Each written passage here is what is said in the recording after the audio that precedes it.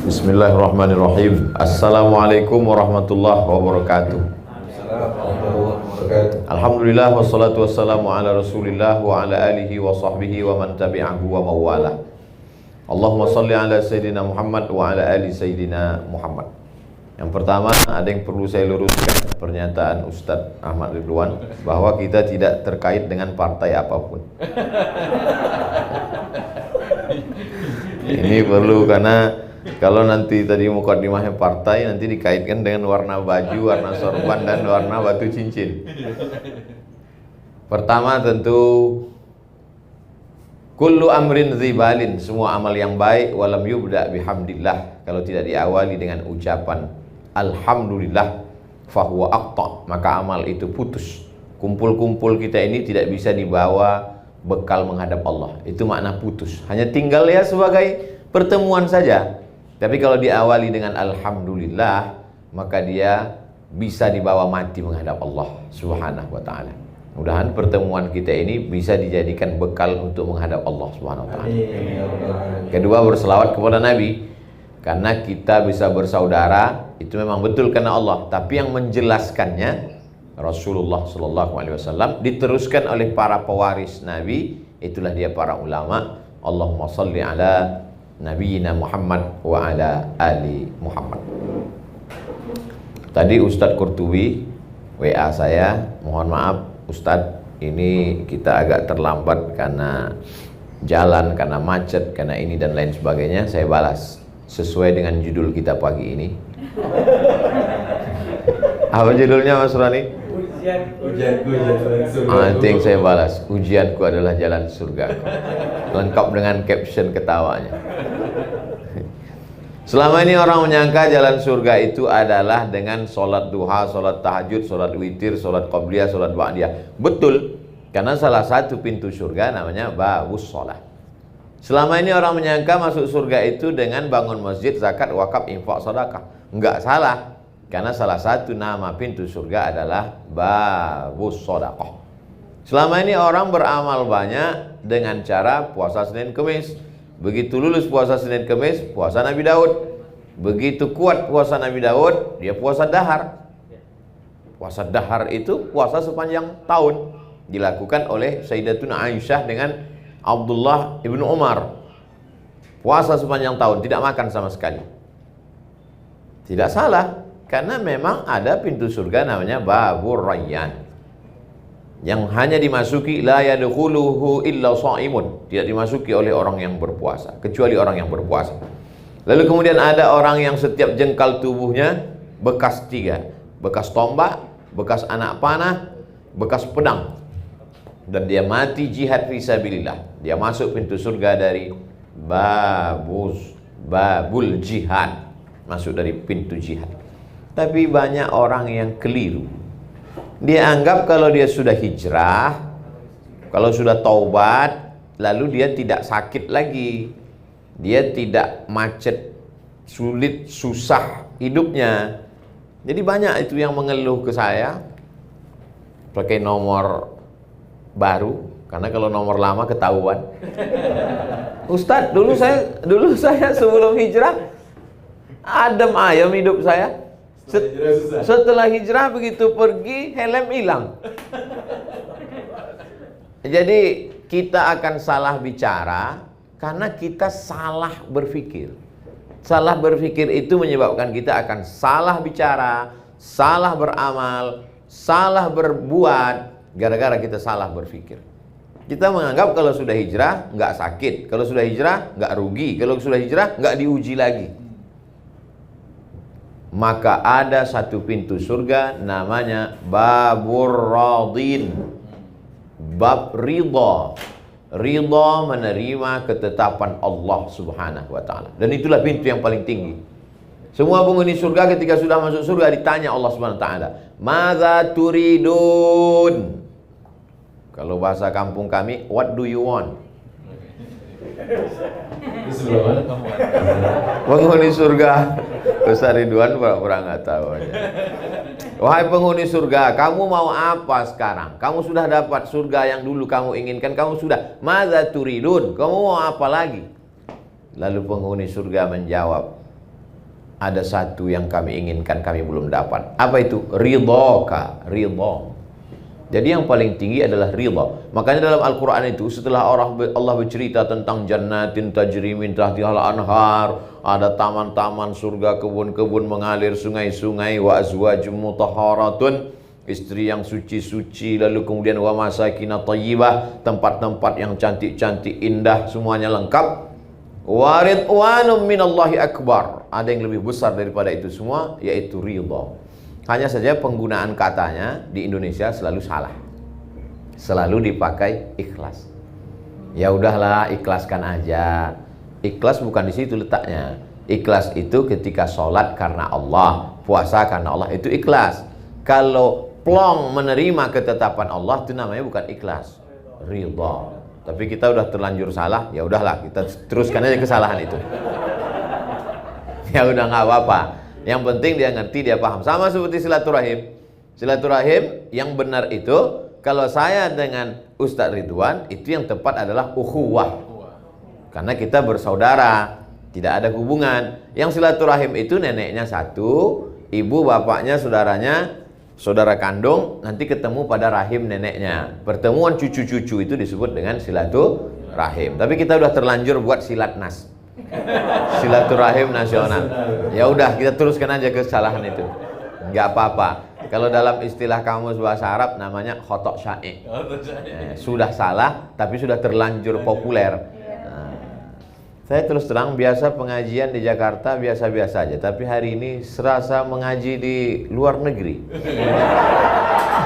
Coba lihat baliho belakang. Masya Allah. Di mana gitu?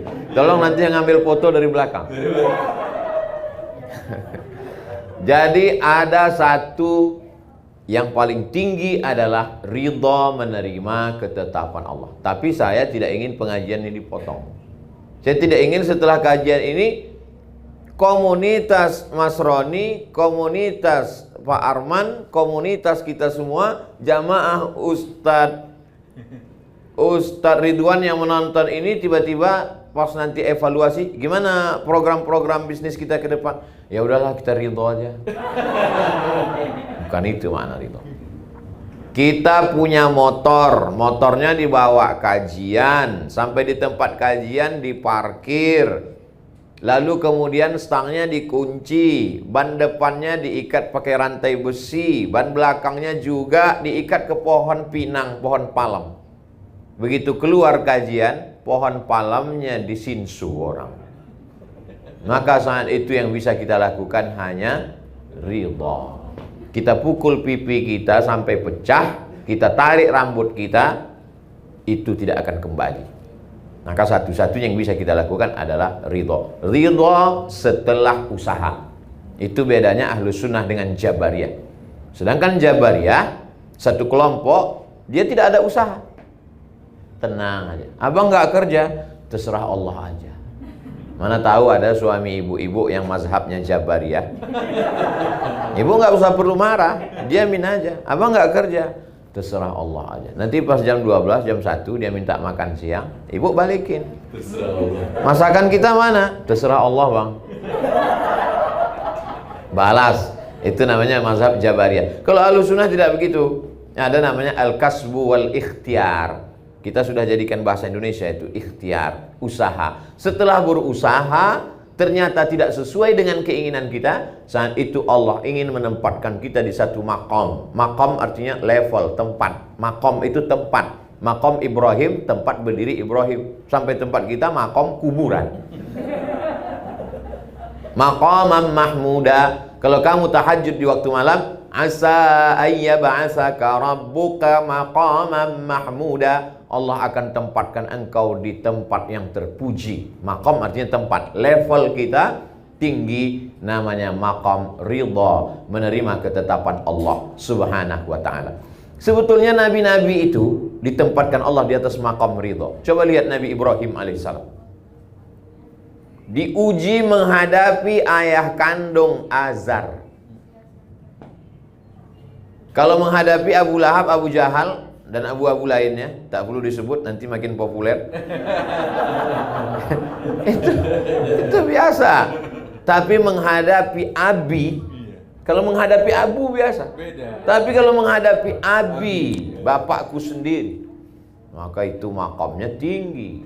Dan Ibrahim ridho menerima itu. Apakah ridhonya dia menerima makam abi itu lalu dia berhenti berdakwah? Tidak. Ibrahim tidak berhenti berdakwah. La illam tantahi, kalau kau tidak berhenti mendakwahi aku hai Ibrahim, la arjumannaka, ku lempar kau pakai batu sampai mati. Wahjurni maliya, tinggalkan aku untuk waktu yang lama. Apa jawab Ibrahim? Salamun alaika, selamat untukmu wahai ayahku. Sa'astaghfiru laka rabbi, aku tetap mintakan ampun untukmu kepada Allah. Innahu kana bi hafiyya, Allah selalu mengabulkan doa-doaku. Jadi sekarang baru hijrah udah kelahi dengan orang tua. Ya Allah. Baru hijrah. Saya kemarin Pak Ustadz melihat bapak saya nggak sholat, saya masukkan ke neraka 2 kali. Gimana kau ini? Al-adab fawqal ilmi, adab di atas ilmu. Mungkin bahasanya bahasa kamu, tapi yang menyampaikan Ustadz Ridwan. Apa salahnya video Ustadz Ridwan yang disampaikan?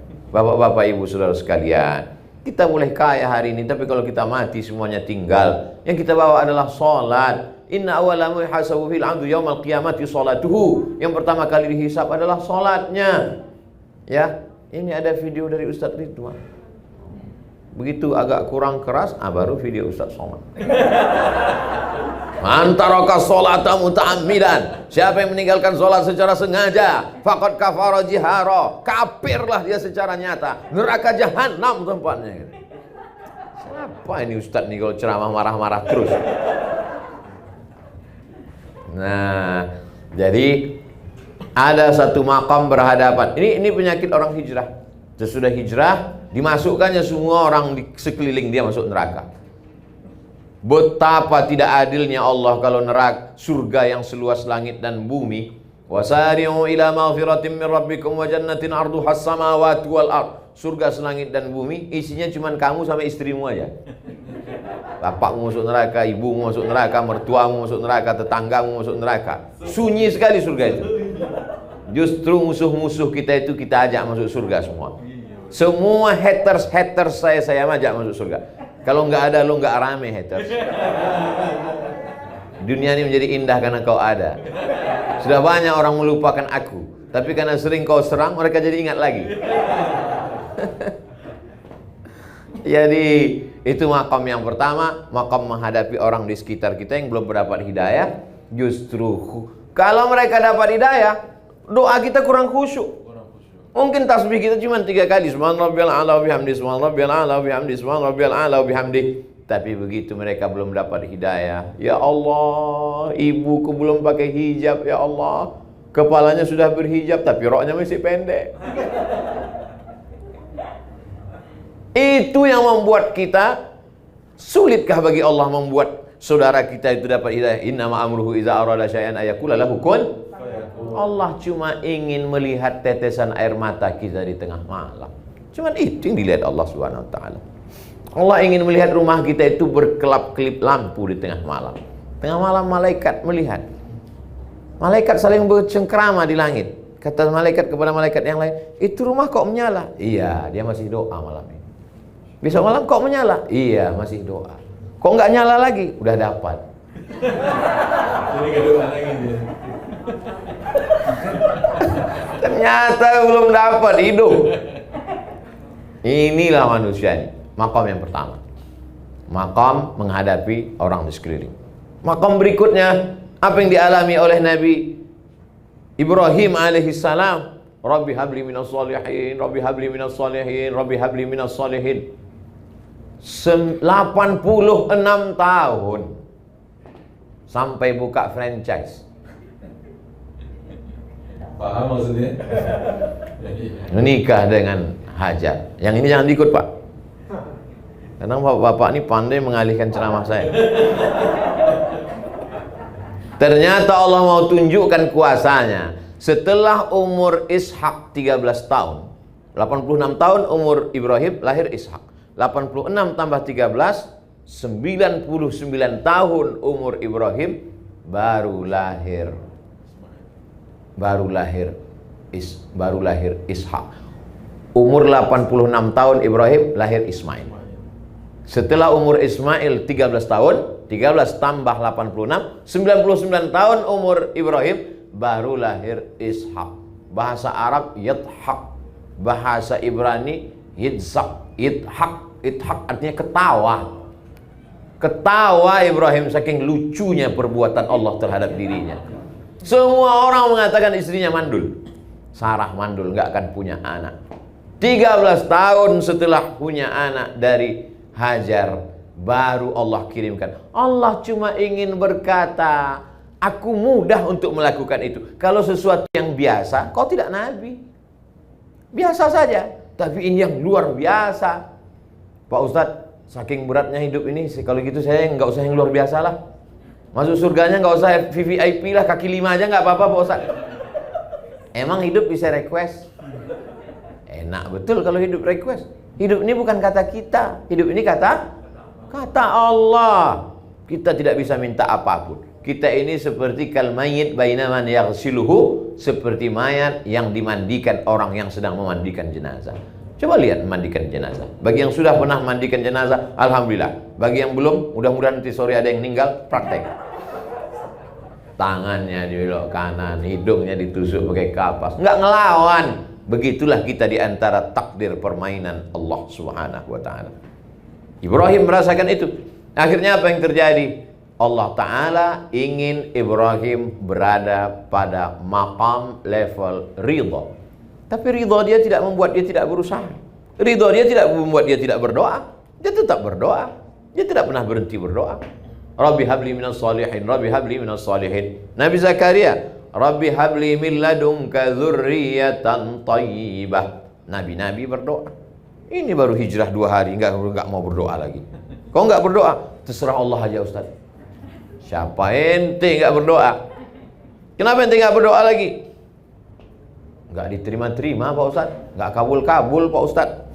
Nabi Muhammad sallallahu alaihi wasallam sampai di kota Madinah ngadap ke Baitul Maqdis.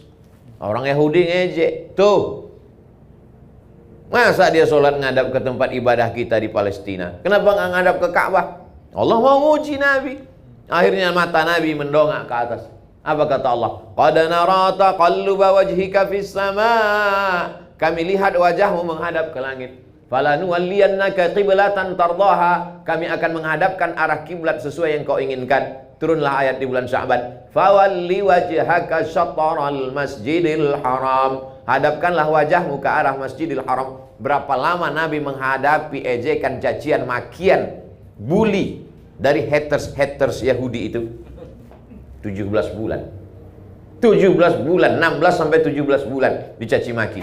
Barulah pindah arah solat ke arah kiblat Ka'bah Al-Musyarrafah di Makkah Al-Mukarramah. Ada ujian. Padahal kalau mau Nabi Muhammad itu tinggal berdoa. Wala saufa yu'tika rabbuka fatarda. Apapun yang kau mau ku kasih ya Muhammad. Tapi bukan masalahnya kemauan kita, tapi kemauan Allah Subhanahu wa taala. Kesalahan orang hijrah selalu memaksa Allah untuk mengikut keinginan dia. Dianggapnya Allah itu tukang legalisir. Dia mau, kita mau fotokopi ini diakui oleh dinas pendidikan. Karena kita mau fotokopi ini diakui dinas pendidikan, kita bawa ke kepala sekolah supaya dilegalisir. Kita anggap Allah tukang legalisir. Kita mau, lalu kita paksa Allah ingin mengikuti kemauan kita. Ketika Allah tidak mengikuti kemauan kita, kita katakan, tak bermakna hijrahku. Hijrah apa hijrahmu? Ini penting memahami pemahaman yang benar. Hijrah adalah ketika Ibrahim berkata, Hanifan musliman wa ma ana minal musyrikin. Hanifan condong kepada Allah. Selama ini condongnya kepada ayah, selama ini condongnya kepada anak, selama ini condongnya kepada harta, selama ini condong itu apa sih Pak Ustadz? Miring. Miring itu apa sih Pak Ustadz? Cenderung. Cenderung itu Pak Ustadz, pahamilah sendiri, payah betul ceramahnya. Selama ini miringnya, cenderungnya, condongnya kepada materi, kepada dunia. Setelah itu dia cenderung mengikut Allah Subhanahu wa ta'ala. Jadi sekarang orang selalu berpemahaman, kalau saya sudah pindah, Allah sudah pilihkan saya jalan, maka Allah berikan saya yang mulus-mulus, yang nyaman-nyaman, yang enak-enak, yang mudah-mudah saja. Faksusil qasasa, ceritakan kisah-kisah itu wahai Muhammad, la'allahum yatafakkarun, supaya mereka berpikir. Makanya namanya kita sebut 4 kali. Allahumma shalli ala sayyidina Muhammad wa ali Muhammad kama shallaita ala Ibrahim wa ala ali Ibrahim. Allahumma barik ala sayyidina Muhammad wa ala ali Muhammad kama barakta ala Ibrahim wa ala ali Ibrahim. Ibrahim tidak pernah hidup di zona aman dalam perjalanan hidup Ibrahim. Dari mulai pindah dari Babel. Asalnya Ibrahim itu di Babel. Babel itu Babilonia, bukan Bangka Belitung. Dari Babilonia mau pindah ke Palestina, diperiksa di perbatasan. Di perbatasan diperiksa. Di situ ada seorang penguasa yang mengambil siapa saja yang punya istri yang bagus, cantik, cakep, diambil sama penguasa. Jadi memang penguasa ini unik-unik hobinya. Dia anak gadis nggak mau, bini orang aja mau diambil. Maka ketika Ibrahim pindah lewat di situ, pas ditanya Nabi Ibrahim, ini perempuan ini siapa? Kata Nabi Ibrahim menjawab, ukhti, my sister. Ini saudari saya. Setelah lewat pemeriksaan, Sarah komplain. Aku kan istrimu, kata Sarah. Kenapa kau bilang aku saudarimu? Ukhti fil iman, saudaraku seiman. Karena kalau aku jawab istriku, itu penguasanya jahat, nanti kau diambilnya. Ini menjadi jawaban bagi ibu-ibu. Mana tahu kebaca HP bapak, atau pas lagi jalan di mall, ini siapa? Ini saudari saya. Ada bocoran dulu. Saudara yang dimuliakan Allah Subhanahu wa taala, ada maqam. Apa tujuan Ustadz bercerita tentang Nabi Ibrahim? Supaya ketika kita menyebut nama Ibrahim, kita tahu bahwa Ibrahim tidak pernah berada pada zona nyaman. Berhadapan dengan ayah kandung, lulus. Berhadapan dengan orang. Ring 1 lulus, sekarang ring 2. Masyarakat sekitar. Penyembah berhala. Masuk Nabi Ibrahim alaihissalam ke dalam. Dia ambil itu kampak. Dia hancurkan berhala-berhala yang kecil. Begitu mereka pulang dari kebun sore, mereka lihat hancur semua. Mereka sudah tahu, ini pasti Ibrahim yang melakukan. Ini pasti Ibrahim punya kerja. Walaupun waktu itu belum ada CCTV. Mereka sudah tahu ini Ibrahim. Mereka tangkap Ibrahim, mereka tanya, a'anta fa'alta hadza bi alihatina ya Ibrahim. Saya biasanya kalau lewat makanan hilang konsentrasi. Kecuali di pengajian ini. Karena sudah dibuat kenyang duluan. Nah, ini pelajaran juga untuk majelis yang lain, makan dulu baru ngaji. Jadi fokus. Jadi kita lebih fokus, Ustaz. Luar biasa pengajian Nasrani. Luar biasa. Iya. A'anta fa'al, datang semua ayat-ayat al-Hari.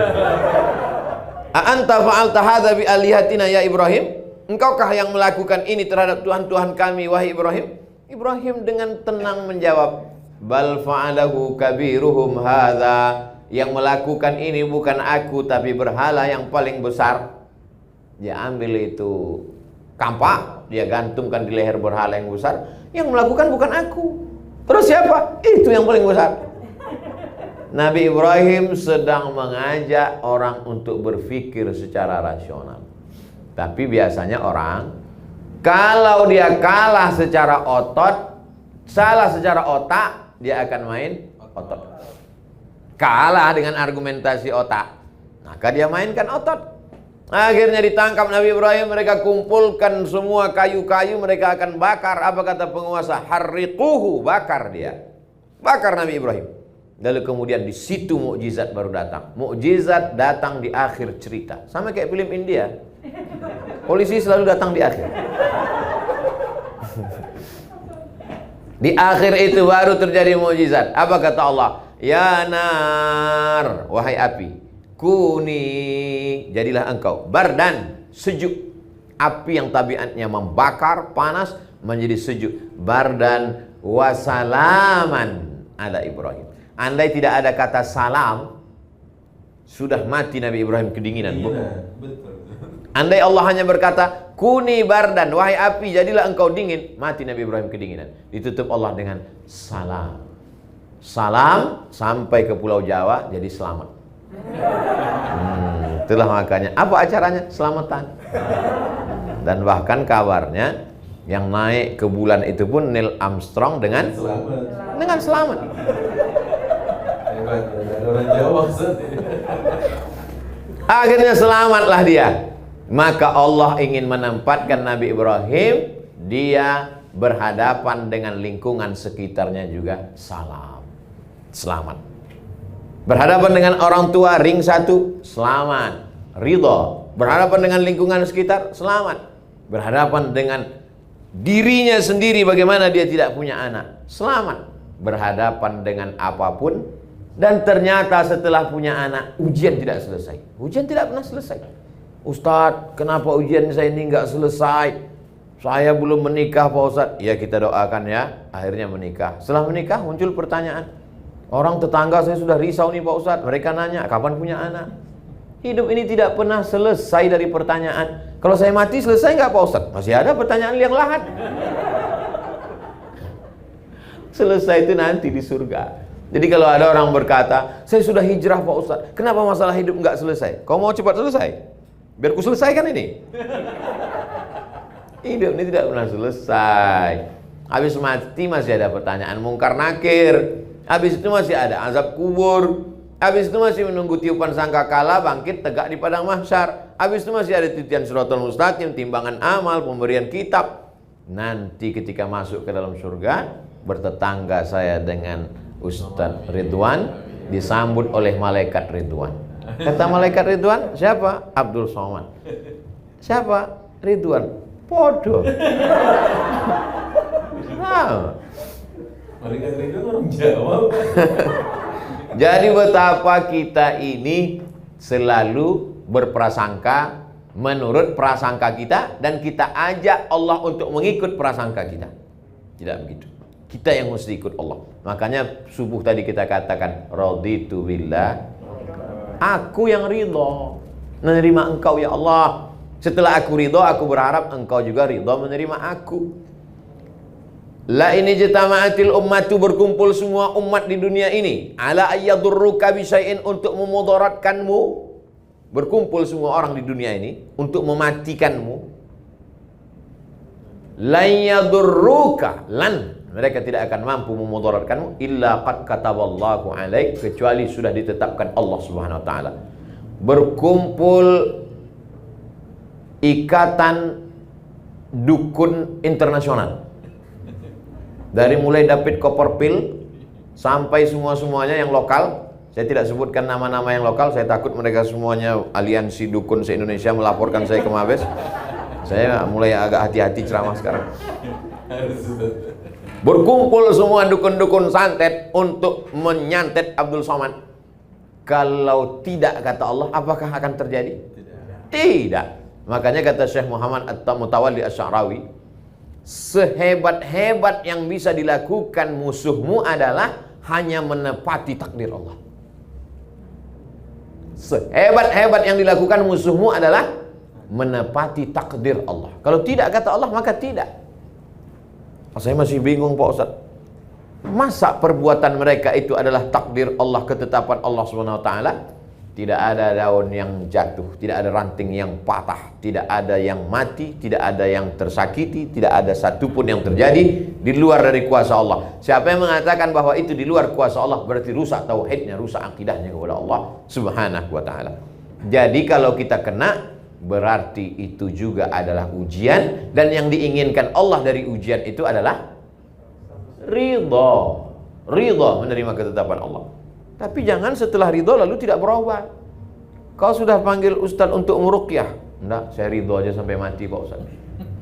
Ruqyah, panggil Ustadz Ridwan. Ustadz Somad bisa ruqyah? Bisa. Tapi kadang jinnya ada yang takut, ada yang enggak. Saya sedang jalan. Pas lagi saya sedang jalan, saya waktu itu jadi dewan juri musabaqah tilawatil Quran. Pagi-pagi saya jalan, dipanggil sama qori, salah satu qori dari balik jendela. Ustaz Somad, ada apa? Saya bilang, ada qori'ah kerasukan setan. Saya mau pergi. Saya kan nggak pernah muruqyah karena saya ceramah. Mau pergi, cuman gengsi. Masa LCMA pergi meninggalkan? Ada apa saya bilang? Ini, saya lihat dia ruqyah, diambilnya botol, dia bacakan. Allahu la ilaha illa huwal hayyul qayyum la ta'khudhuhu sinatun wa la naum. Perempuan itu matanya melotot, ketawa cekikikan. Saya ambil air itu, saya baca kuat ke telinganya sebelah kanan. Laki-laki 2, perempuan 1. Allahu la ilaha, kuat-kuat suara saya. Begitu selesai saya bacakan, sehat dia. Entah karena ayat itu atau karena dia terkejut, Allah. Tapi sejak itu saya tak pernah lagi meruqyah. Setiap ada orang minta ruqyah kerasukan setan, rumahnya diganggu, warungnya dikerjain, selalu saya serahkan ke sahabat-sahabat saya. Di antaranya yang menulis buku ensiklopedia ruqyah jin setan, namanya Ustadz Musdar Bustamam LC, orang Medan, tapi selalu juga ke Jakarta. Bisa tulis di Google. Musdar itu sekaligus endorse.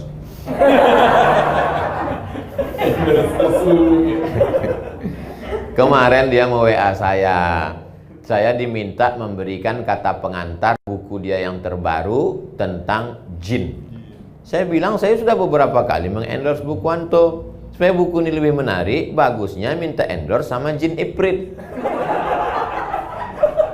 Tapi dia tetap minta juga. Tadi dalam perjalanan dari airport kemari, saya sempat tuliskan endorse.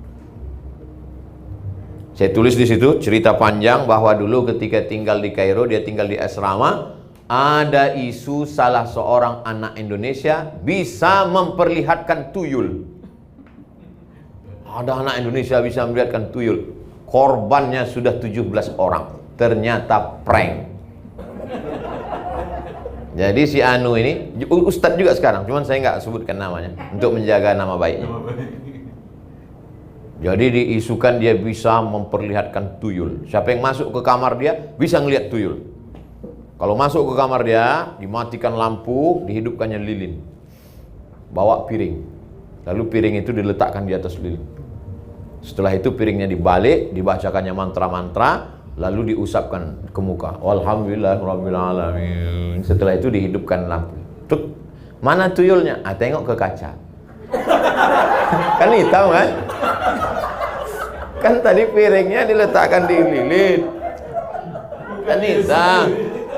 Setelah itu alhamdulillahirabbil alamin, habis itu hidupkan lampu. Mana tuyulnya? Ah, kau tengoklah ke kaca. Ah, itulah tuyulnya. Korban yang pertama tidak mau bercerita sebelum dapat korban berikutnya. Akhirnya korbannya 17 orang. Dan 17 orang itu ada datanya. Ustadz-ustadz besar sekarang. Tentu tidak kita sebutkan korban-korban. Dan ada pula korbannya itu mahasiswa Afrika. Mahasiswa Afrika agak sulit sedikit. Karena ketika dilihat nggak berpengaruh warna arang itu. Saya cuma ingin mau menceritakan bahwa kalau sudah cerita masalah jin, tuyul, nyi blorong, sundil bolong, santet, sulit orang untuk tidak percaya. Itu ada. Kalau tidak ada yang namanya santet itu, tidak akan mungkin dalam Quran ada satu surat namanya surat Al-Falaq. Qul a'udzu birabbil falaq min syarri ma khalaq wa min syarri ghasiqin idza waqab wa min syarri naffatsati fil 'uqad. Nafasat, nafasa meniup-niup dengan sedikit air liur. Nafasa yang fusu. Fil uqad, pada simpulan tali. Perempuan yang suka meniup-niup pada simpulan tali. Jadi kalau dia benci sama ibu, sama bapak, diambil rambut ibu, rambut bapak, lalu diikat di simpulan tali, lalu di simpulan tali itu ditiup-tiup. Kenapa disebut perempuan? Karena memang biasanya tukang sihir itu perempuan. Makanya ada istilah nenek sihir. Nenek sihir enggak laki-laki, perempuan. Yang banyak tukang sihir laki-laki dalam film Harry Potter. Ada laki-laki, tapi umumnya perempuan tukang sihir. Sihir itu ada, tapi kita diajarkan untuk melindungi diri. Makanya baca maksurat, diambil dari kata asar, doa-doa berdasarkan Quran dan Sunnah. Baca habis subuh, baca habis maghrib, pembuka hari pagi, pembuka malam habis maghrib. Nggak bisa habis maghrib, habis isya. Nggak bisa habis isya, mau tidur malam. Al-Fatihah sekali, Qul huwallah 3 kali, Qul a'udzu falaq sekali, Qul binas sekali, ayat kursi sekali, tiup telapak tangan. Itu maksurat yang paling pendek. Yang paling panjang baca buku maksurat, tiupkan telapak tangan, hembuskan ke wajah, ke kepala, tanam di rumah pohon sidir. Beli pohon sidir, pohon bidara, sidir. Pohon sidir ditanam. Ustaz ada tanam? Ada. Kalau terjadi sesuatu, ambil 7 helai, ditumbuk pakai batu atau digosok, dimasukkan ke air, dibacakan ayat-ayat ruqyah, ditiupkan, disiramkan. Ini semua itu menunjukkan bahwa gangguan jin, setan, hantu ada. Lain padang, lain belalang, lain lubuk, lain ikannya. Lain tempat, lain namanya. Di sini lain namanya, di sana lain namanya. Kalau yang tinggi besar, begu ganjang namanya. Kalau yang pendek, tuyul. Kalau yang nggak bisa jalan, suster ngesot. Itu semua jin, hantu, setan. Kalau tidak ada santet itu, tidak akan mungkin ada. Orang barat yang tidak percaya kepada dunia magic pun percaya. Buktinya ada, black magic. Black magic bukan berarti ada white magic. Itu menunjukkan bahwa sihir ada. Dan kita disuruh minta perlindungan Allah SWT. Mungkin doa kita sama, tapi hati kita tak sama. Hati kita kotor. Maka minta perlindungan dari para ustadz. Minta nomor-nomor dari Ustadz Ridwan, siapa yang spesialisasi di bidang ruqyah, di bidang doa. Kalau ada sahabat yang sakit, apakah Nabi itu semuanya hanya bekal ruqyah doa saja? Tidak. Nabi menyuruh sahabat berdoa kepada Haris bin Kaldah. Haris bin Kaldah itu adalah seorang alumni dari Jandi Sabur Persia. Siapa dia? Dokter. Jadi kalau hari ini ada orang tidak mau berobat ke dokter, kamu nggak ke dokter? Nggak Pak Ustadz, bid'ah wa kullu bid'atin dhalalah. Berobat ke dokter. Nabi juga menganjurkan obat herbal. Mana contoh hadis tentang herbal? Alaikum bisyifa, ini hendaklah kamu berobat dengan 2, al-asal wal Quran. Asal, madu, Al-Quran.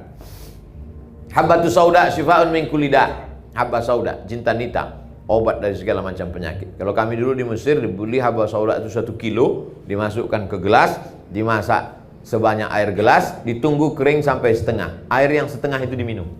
Nah sekarang tidak perlu lagi, sudah ada kapsul, sudah ada disuling minyak, sudah ada macam-macam, maka bubuk sudah ada, maka kita tinggal berobat. Semua cara, sudah makan herbal, madu, habba sauda, sudah pakai kostul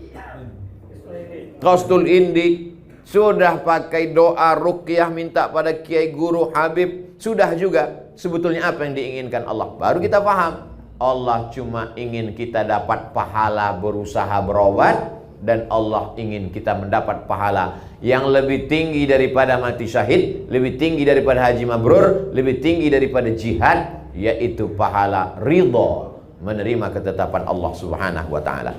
Saya tidak tahu salat subuh tadi saya diterima Allah apa tidak. Saya tidak tahu haji saya itu diterima Allah jadi haji mabrur apa tidak. Saya tidak tahu apakah sedekah saya itu ikhlas atau tidak. Tapi saya tahu bahwa saya diridhai Allah atau tidak. Begitu kata Imam Al-Qushairi dalam kitab Ar-Risalah Al-Qushairiyah. Sahabat-sahabatnya yang mendengar heran. Dari mana kau tahu bahwa kau diridhai Allah? Aku tahu bahwa aku diridhai Allah. Dari mana kau tahu? Apa tandanya? Ketika aku ridha menerima ketetapan Allah, saat itulah aku tahu bahwa aku sedang diridhai Allah. Kalau kita ridha dengan ketetapan Allah, sesungguhnya kita sedang diridhai Allah.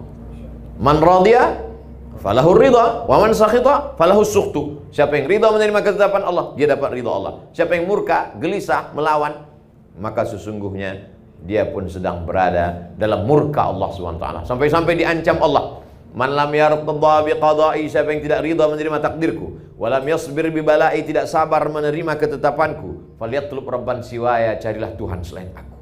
Ancaman yang luar biasa. Mau nyari Tuhan kemana lagi? Kita berkata tiap hari asyhadu alla ilaha illallah. Mau cari Tuhan selain dia, la syarikalah, tiada sekutu. Makanya puncak tertinggi adalah ridho. Tapi yang enak itu ceramah tentang ridho.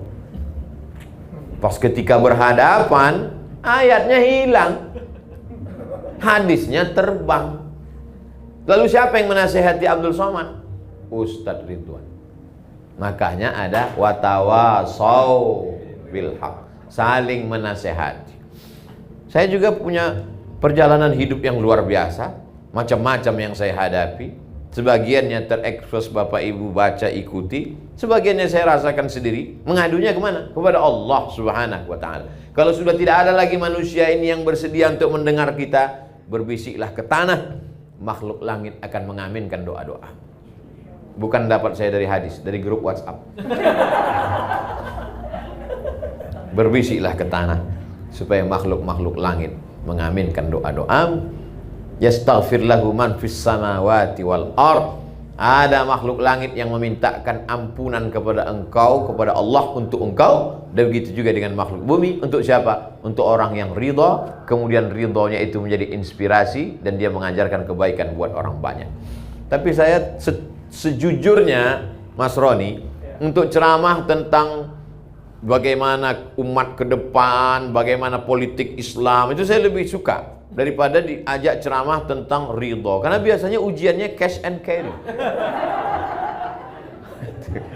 Berat. Ujiannya biasanya datang. Apa yang kita omongkan itu langsung datang. Makanya tadi begitu Ustadz Qurtubi bilang ujiannya, ceramahnya Ustadz tentang temanya tentang ujianku jalan ke surga. Ini nampaknya udah betul, lambat sampai. Tapi kalau saya katakan ujian Ustadz Somad ke tempat acara ini adalah macet, ujian kami lebih besar Pak Ustadz. Kenapa? Nunggu Ustadz sampai jam 11. Dalam undangan jam 9. Ustadz datang jam 11. Lebih hebat ujian kami. Saya tahu dari tatapan mata Bapak Ibu sekalian, ujian Bapak Ibu sungguh berat dalam hidup ini. Jadi yang meringankan itu apa? Yang meringankan itu adalah pertama, pemahaman kita tentang kehendak Allah. Kita tidak ketemu dengan Allah. Allah menceritakan kehendaknya dalam Quran melalui Nabi Muhammad SAW. Dijelaskan oleh para ulama. Maka kalau mau ringan hidup ini adalah ngaji. Ustadz masih ngaji? Saya ngaji. Saya ngaji dengan Ustadz Adi Hidayat. Saya ngaji dengan Ustadz Ridwan. Tapi Ustadz nggak pernah ketemu dengan kami. Saya online. Saya tonton mereka di Instagram, saya tonton mereka di YouTube, sahabat-sahabat saya, guru-guru saya. Maka saya selalu berkata, mereka adalah sahabat saya dan guru-guru saya. Lalu kemudian setelah kita ngaji, jangan lupa kita berinteraksi sosial. Ketemu dengan orang itu nggak sama ketemu orang di YouTube, nggak sama. Mata adalah jendela jiwa. Ketemu, bermusafahah, sekarang nggak bisa salaman, ngobrol. Manusia itu ada ruhnya. Saya ketemu dengan Pak Arman, ketemu dengan Mas Roni, ketemu dengan Ustadz Ridwan, ketemu dengan sahabat-sahabat saya, itu beda. Ada membangkitkan semangat. Nggak sama ketemu dengan transformer. Ada ruh. Al-arwah junudun mujannadah. Ruh ini seperti pasukan bala tentara. Ruh. Ketika ketemu, itu ruh saling menguatkan. Apalagi ada ruh itu yang kuat. Makanya orang sehat, orang sakit itu dijenguk di rumah sakit, di ruang ICU. Kenapa? Karena ketika dijenguk dia sehat. Saya datang menjenguk sahabat saya yang sakit. Begitu saya datang dia langsung duduk. Apa kata istrinya? Selama ini dia hanya terbaring aja Pak Ustadz. Begitu Ustadz datang dia langsung duduk. Pas saya keluar dia antarnya ke ruang tamu. Heran satu rumah, gak pernah dia ke ruang tamu sudah sebulan terbaring. Bangkit semangat hidup. Makanya kita kalau menjenguk orang sakit gak usah terlalu jujur. Ini orang sakit gimana? Nampaknya udah nggak sampai hari Jumat nih. Kamis sore udah selesai. Kita bangkitkan semangat. Ustadz Somad, iya Pak. Gimana menurut Ustadz saya ini? Kenapa Pak? Divonis dokter saya katanya meninggal. Dokter itu lebih dulu meninggal Pak. Allah Maha Kuasa. Bangkitkan semangat hidupnya. Maka ini penting. Hablum minallah dan hablum minannas. Bagaimana kita mau ketemu Allah? Bagaimana kita jumpa sama Allah? Bagaimana kita tahu kemauan Allah? Allah sudah ceritakan kemauannya dalam Quran dan Sunnah. Dijelaskan oleh Nabi Muhammad SAW. Nabi sudah meninggal. Al-ulama warasatul anbiya. Maka tadi saya nanya, pengajian komunitas ini masih ada Mas Roni? Masih Ustadz. Tapi karena kita pandemi nggak bisa. Online mesti dibuat. Ustadz kita. Maka ini semua. Karena kalau tidak, kita akan putus kontak dengan Allah Subhanahu wa ta'ala. Setelah kita tahu kemauan Allah, maka jangan sampai putus kontak dengan Allah melalui zikir. Wa ana ma'ahu idza dzakarani. Aku selamanya bersama dia selama dia mengingat aku. Fadhkuruni adzkurkum. Sebutlah aku, ingatlah aku, maka aku pun akan mengingatmu, aku pun akan menyebutmu. Tadi sedang makan, masuk WA dari Sudan. Aku mimpi Ustadz sudah 3 kali dalam bulan ini. Laki-laki bukan perempuan. Perlu dipertegas kalau sekarang ini. Aku mimpi Ustadz sudah 3 kali dalam bulan ini. Nama dia beberapa hari ini kami sebut karena ada kawan yang mau daftar S3 ke Sudan. Namanya disebut di Pekanbaru, disebut di Jakarta, bahkan tadi sampai di airport masih saya sebut namanya. Maka connect, ternyata ruh orang beriman selalu. Kalau manusia saja disebut namanya, connect dan mimpi dia di sana, Allah Subhanahu wa taala yang lebih dekat. Kita sebut dia, minta kepada Allah, sujud, memohon kepada Allah Subhanahu wa taala. Yang curhat kepada manusia, curhat kepada dia, direkamnya, dijadikan vlog, diuploadnya ke IG. Habis kita di komen orang. Curhat kepada dia hari ini sebagai kawan, besok dia berubah jadi lawan. Habis dibukakannya rahasia kita. Curhat kepada Allah Subhanahu wa taala. Curhat kepada Ustadz, boleh, Ustadz Ridwan, jangan ke saya. Itu menambah masalah saya aja. Saya mulai tadi jam 11 kurang 10, sekarang sudah jam 12 kurang 20. Itulah 50 menit kebersamaan kita. Puncaknya adalah Allah ingin kita masuk surga melalui satu pintu yang belum ditempuh oleh orang lain. Dari pintu solat kita insya Allah akan masuk dari sana karena solat kita. Amin. Masuk dari pintu sedekah kita akan masuk dari sana karena sedekah kita. Masuk dari pintu satu ini tak banyak orang yang bisa, dan Allah ingin kita masuk dari pintu itu, pintu ridha, menerima ketetapan Allah dengan tetap berusaha menurut Ahlus Sunnah wal Jamaah. Terima kasih. Selanjutnya saya kembalikan ke Al-Mukarram Ustadz Ridwan, Mas Roni. Wassalamualaikum warahmatullahi wabarakatuh.